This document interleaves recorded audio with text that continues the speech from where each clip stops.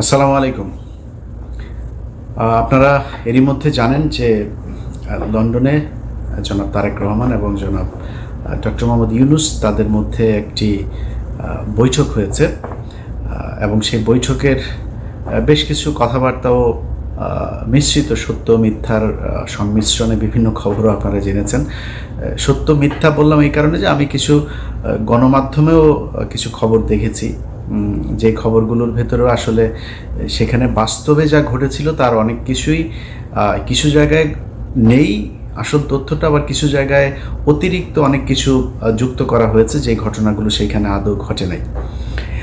আপনাদেরকে আগেই আমার ঠিক আগের ভিডিওটাতে আপনাদের জানানো হয়েছিল যে ডক্টর মোহাম্মদ ইউনূস এবং তারেক রহমানের যেই বৈঠকটি, এই বৈঠকটিতে আসলে অনেকেই ক্রেডিট নেবার চেষ্টা করেছেন ওনার মাধ্যমে। আসলে ডক্টর মোহাম্মদ ইউনূসের বৈঠকটা ডক্টর মোহাম্মদ ইউনূস নিজে চেয়েছেন এবং তারেক রহমানকে সেই প্রপোজাল দেওয়া হয়েছে।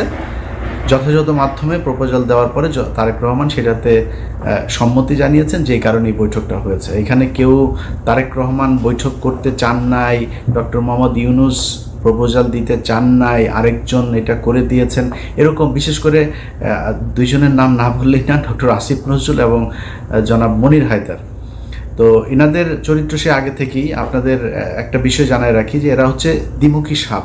আপনি মনির হায়দারের কথা যদি বলি, মনির হায়দারকে জিজ্ঞেস করেন, আমাদের যখন পাসপোর্ট নেওয়ার জন্য এই অফিসে ঢুকতে দেয় না, তখন মনির হায়দার এই করোনার মধ্যেও মনির হায়দার 2020 সাল থেকে 2024 সালের মধ্যে টোটাল 3বার, আমার জানা মতে টোটাল 3বার তিনি বাংলাদেশে গিয়েছেন। এর মধ্যে একবারের বিষয়টা আমি জানার পরে আমি আর কনক ভাই ওনার সাথে দেখা হলো, তো জিজ্ঞেস করলাম যে ভাই দেশে গিয়েছিলেন শুনলাম, বসে তো আমরা বললাম যে আপনি গেলেন কিভাবে, সমস্যা হয় নাই কোনো? সে আমাদেরকে জবাব দিল যে তিনি নাকি মাস্ক পরেছিলেন, তো মাস্ক পরে থাকার কারণে তাকে এয়ারপোর্টে চিনতে পারে নাই। তো আমরা মানে বুঝে নিলাম আর কি যে এয়ারপোর্টে মাস্ক পরে তারপরে পালায় যাওয়া যায়। আরে ভাই, যখন জেএফকে থেকে আপনি যখন গাড়িতে উঠবেন, প্লেনে উঠবেন, তখন এই প্যাসেঞ্জারের পুরো লিস্ট ঢাকা বিমানবন্দরে পৌঁছে যায়। তারা তো তখন দেখে কে কে আসছে। আমি ইলিয়াস যদি যাই, আমি কনক স্যার যদি যাই, তো সাথে সাথে লোকজন নিয়ে হাজিরায় ধরার জন্য আসো, ডিজিএফআই, এনএসআই, এসবিডিবি, সিআইডি, পুলিশ যা যা আছে সব এসে হাজির হয়ে যাবে ধরার জন্য। উনি মাস্ক পরে চলে গিয়েছেন। তো মনির হায়দার একজন ডিজিএফআইয়ের খুবই প্রশিক্ষণপ্রাপ্ত এবং খুব সুদীর্ঘকালীন ধরে তিনি ডিজিএফআইয়ের সোর্স হিসাবে কাজ করেন। তো ধরেন আমার দেশের গোয়েন্দা সংস্থা, আমরা ডিজিএফআই মানি একটা নেগেটিভ একটা ন্যারেটিভ আমাদের চোখের সামনে ভাসে। এর কারণ হচ্ছে তারা দেশের বিরুদ্ধে কাজ করে। তাদের কাজ হলো ভারতীয় গোয়েন্দা সংস্থা ভারতের কোনো আমাদের দেশে করে কিনা, তারা ভারতের বিরুদ্ধে কে কাজ করে তাদেরকে ধরে নিয়ে তারা গুম করে। এটা হচ্ছে আমাদের ডিজিএফআই এই কাজ করে, যে কারণে জিনিসটাই নেগেটিভ। তো মনির হায়দারের সাথে আমার ব্যক্তিগত কোনো সমস্যা নাই। মনির ভাই আমাকে খুব স্নেহ করেন, উনি আমার সিনিয়র ভাই। এখানে আমাদের মাঝে মধ্যে ওনার সাথে দেখাও হইতো, একসাথে চা খেয়েছি, দাঁড়িয়ে আড্ডা দিয়েছি। কিন্তু ওনার প্রতি আমার ক্ষোভটা সেদিন থেকে শুরু হইল, এখানকার কর্নেল যে মুস্তাফিজ সাহেব আছেন, উনি একদিন এক ভিডিওতে বিষয়টা বললেন যে মনির হায়দার আমাকে এবং কনক সারোয়ার দুইজনকে সরকারের বিরুদ্ধে যেন আমরা কথা না বলি, অর্থাৎ আওয়ামী লীগ সরকারের সময়, এই জন্য ওনাকে দায়িত্ব দিয়েছে ডিজিএফআই।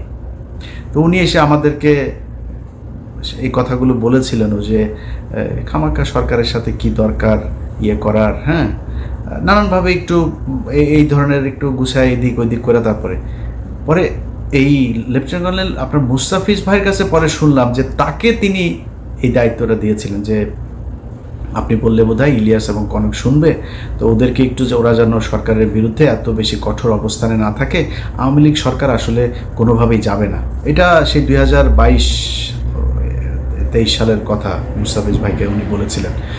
এটার পরে আসলে মনির ভাইয়ের প্রতি শ্রদ্ধা ভালোবাসা কোনো কিছুই থাকার বিষয় নয়। মনির ভাই এমনিতে উনি ওনার একদম ক্যারিয়ারের শুরু থেকেই উনি একজন দুর্নীতিগ্রস্ত একজন সাংবাদিক। ওনার এগুলি নিয়ে কথা বলতে চাই নাই, কিন্তু এখন যেহেতু এই অবস্থা সেই কারণে বললাম। ওনারা একটা ক্রেডিট নেওয়ার চেষ্টা করছেন, আবার ফের বিএনপির ভেতরে যে তারেক রহমান আমি তো আপনার জন্য অনেক কিছু করছি এই সেই এরকম বুঝায় টুঝায় এদের সাথে একটা খাতির জমানোর চেষ্টা করছেন। তো এই ধরনের কিছু মানুষজন আছে যারা কিনা এই বৈঠকটা করার ক্রেডিট বিভিন্ন জায়গায় নেওয়ার চেষ্টা করছেন। এরকম কোনো কিছু না, তারেক রহমান রাজি হয়েছেন, ডক্টর মোহাম্মদ ইউনূস তাকে প্রপোজাল দিয়েছেন, এবং আমি আগের ভিডিওতে বলেছি যে দুইটা পক্ষের কেউই ছোট হয় না। এখানে আমার এরকম একটা বৈঠক হওয়া দরকার ছিল। বৈঠকের ছোটোখাটো কিছু বিষয় আপনাদেরকে জানাবো, তার আগে মূল জিনিসটা আপনাদেরকে জানিয়ে দেই। সেটা হচ্ছে এই বৈঠকটা অত্যন্ত ফলপ্রসূ, এবং আমরা এতদিন ধরে আসলে যা চাচ্ছিলাম সেইটাই এই বৈঠকের মধ্য দিয়ে ঘটেছে। এর মধ্যে একটা জিনিস হয়েছে সেটা হচ্ছে যে নির্বাচনের যে তারিখ ডক্টর মোহাম্মদ ইউনূস গেল কয়েকদিন আগে বলেছিলেন যে এপ্রিলে নির্বাচন হবে, সেই জায়গা থেকে সরকার সরে এসেছেন, এবং যেটা হয়েছেন সেটা হচ্ছে ফেব্রুয়ারির, আমি যদি নাকি একদম ডেট বলতে বলেন তাহলে ফেব্রুয়ারির 12 তারিখে আমাদের পরবর্তী নির্বাচন হবে। 12 তারিখ কেন? সেটা হচ্ছে যে কোনোভাবেই রমজানের আগে চেয়েছিল তারেক রহমানের পক্ষ থেকে নির্বাচন, এবং যেহেতু রোজা শুরু হচ্ছে ফেব্রুয়ারির মাঝামাঝিতে 16 অথবা 15 তারিখ, তার আগে 15 তারিখ এর আগে একটা বিতর্কিত নির্বাচন হয়েছিল, যে কারণে ওই তারিখটাকে করা হয়নি। তার আগে আবার শুক্রবার শনিবার এরকম কিছু বিষয় আছে। তো 12 তারিখ সম্ভাব্য তারিখ এখন পর্যন্ত আমার কাছে থাকা যে তথ্য সেটা। তো এই বৈঠকের এটা হচ্ছে মূল যে জিনিস। তো এইটার পরে যে কেউ যে কাউকে জোর করে বলেছে যে, বা ডক্টর ইউনূস বলেছে না আমরা ফেব্রুয়ারিতে করব না, মার্চে নিয়ে যাব, এরকম কোনো কিছু হয়নি। ওনারা এটা বলেছেন, উনি বলেছেন ঠিক আছে কোনো সমস্যা নেই, নির্বাচন এইভাবেই হবে। এখন এত ফলপ্রসূ একটা কেন হইল, এটার কিন্তু কিছু কারণ আছে। এই বৈঠক করানোতে কারোর ক্রেডিট না থাকলেও বৈঠকটা যে ভালোভাবে হয়েছে এটার কিছু ক্রেডিট কিছু মানুষের আছে। সেটা হচ্ছে কিছু মানুষকে এই বৈঠকে না রাখাটাই হচ্ছে সেই ক্রেডিট। এখানে যদি সালাউদ্দিন থাকতো তাহলে প্রথমেই মনে করেন যে ডক্টর ইউনূসের সাথে তারেক রহমানের গ্যাঞ্জাম বাঁধানোর জন্য যত কোশ্চেন সেটা সে করতো। এখানে যদি আমির খসরু মাহমুদ চৌধুরী থাকতো, এখানেও একটা গ্যাঞ্জাম বাঁধাইতো। গণমাধ্যমে এসছে, এখানে ছিলেন আপনার আমির খসরু মাহমুদ চৌধুরী, তারপরে জনাব খলিলুর রহমান, এরপরে হচ্ছে শফিকুল আলম, আরও বোধহয় এসে হচ্ছে হুমায়ুন কবির নামে একজনের নাম এসছে। আচ্ছা, এরা সবাই ছিলেন। এই কথাটা সত্য কথা না।